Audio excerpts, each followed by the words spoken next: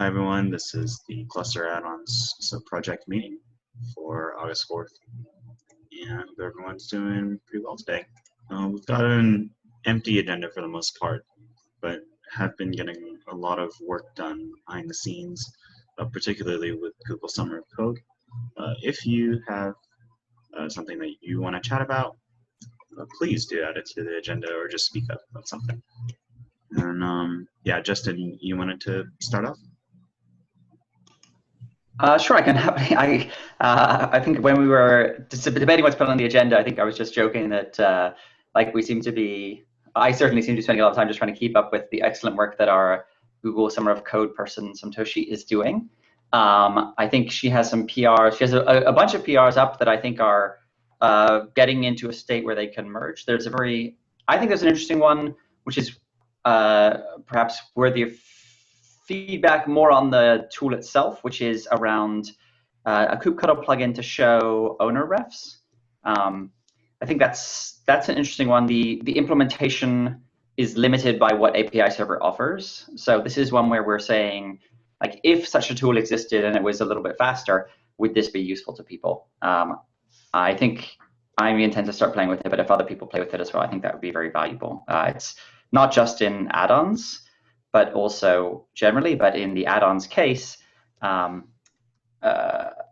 operator CR typically will have an owner ref either directly to all its objects or indirectly to all its objects. So it's a nice grouping mechanism there that would be a good one. There's also, I think, she's doing some work to create a generic operator, which is essentially based on the idea that a lot of the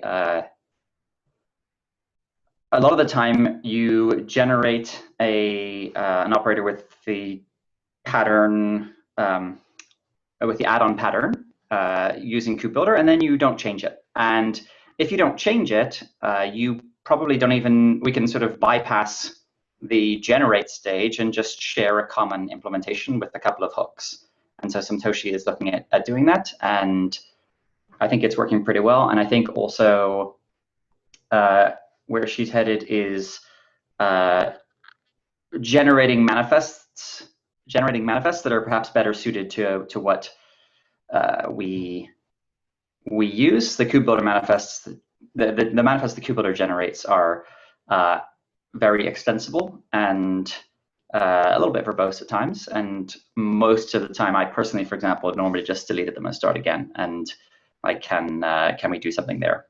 That sort of ties into a lot of the work she's been doing elsewhere on RBAC generation and on this generic operator idea.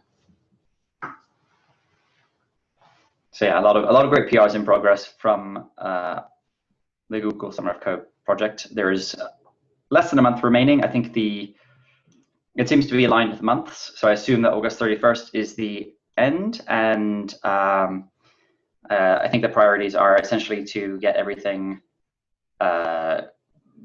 squared away, all those PRs merged, like those sort of work threads finished, and working on a blog post to describe, Google Summer of Code, what it's like to participate in a Google Summer of Code project in Kubernetes, and the work that she did. And so hopefully we'll be able to get that onto the Kubernetes blog. That is our hope. Lee sent an email previously talking to the people that would approve such a thing. That's all I got. The owner reference work in particular looks really interesting. Is there any sort of discussion of a server-side component to provide that information?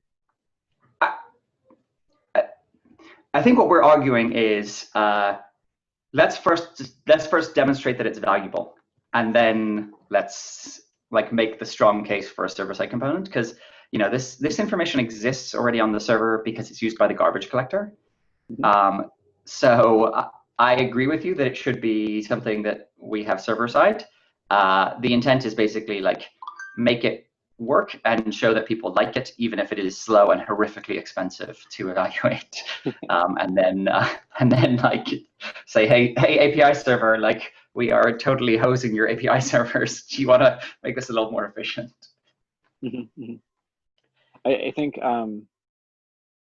the OpenShift console does something similar, but to get around performance issues, you have to specify the kinds that you want to watch up front.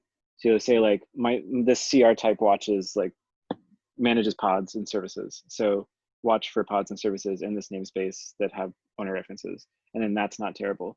But yeah, exactly what you're saying. There's a performance problem if you open that up to everything on the cluster. It might not be, yeah, it'll be interesting to see, like, right now it's the current implementation, like, loops through all the kinds in a serial loop. It will be interesting to see how bad the end user performance is if we loop through those, do those in parallel. I think that'll be interesting. It's obviously very, very expensive. It might not actually be expensive in terms of human wall clock time. But I agree with you. We want to optimize that, but first, like I think the meta strategy here is to make it demonstrate that it's useful. Like we don't want to do all this optimization if people don't want it. Yeah, absolutely. It seems really useful. Cool. And there's what's the OpenShift command? Is it an OC command or? It's not a command. It's just part of the console. So cool. the UI does it in the browser.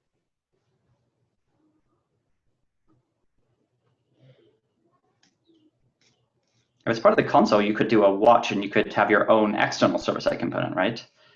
Or I don't know how your console works, but anyway. You mean you could do a watch of the information in the console and expose that again? I'm more like you could, if you have a long-running server, you could watch every object in the system and sort of like keep a lookup table. Yeah. I don't know whether you would like how granular would make that lookup table. Would it be like just the object, just the kind-to-kind references, or would you try to keep something more accurate than that? But you could do such a thing. Anyway, yeah.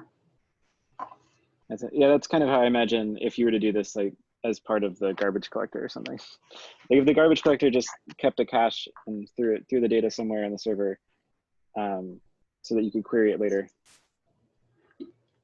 Yeah, and I think my understanding is the garbage collector has that, but we should.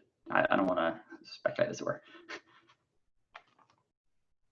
Yeah, it does keep a cache, but if I remember correctly, it looks at namespace at a time, and then clears everything out. So it just like walks through the cluster to try and limit how much space it uses. That makes sense. I was sort of wondering, like, what happens when you have a bajillion objects? That's interesting to think about, how the garbage collection behavior could change depending on the number of namespaces in your cluster. Or just become more latent, basically. But Someone probably has numbers, but I don't know.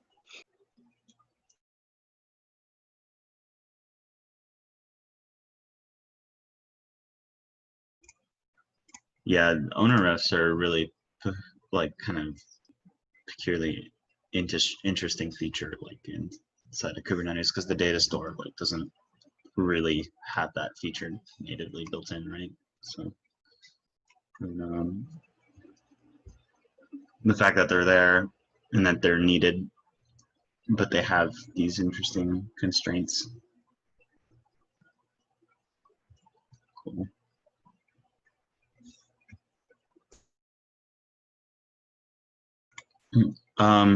Yeah, I don't know if it was discussed before because I was out the last time we had this meeting.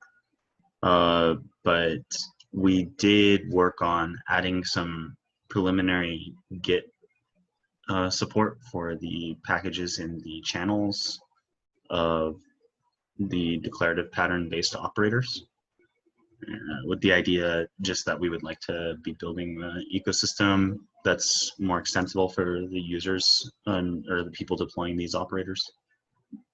And yeah, that might be of some interest. It's baked into some Sochi's declarative pattern pull requests, and that would be the natural place as well to extend for the OCI package support or Docker image based.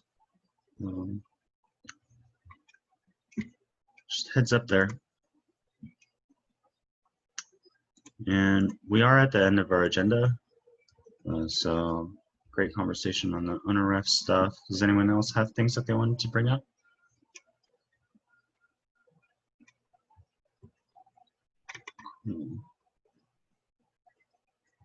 Great, well, that's probably the end of our meeting. It's awesome as well, always, to hear from all of you. You're staying healthy and taking care of each other. And we will keep chatting in the Slack channel and see each other in 2 weeks. Thank you. Bye, Bye. everyone.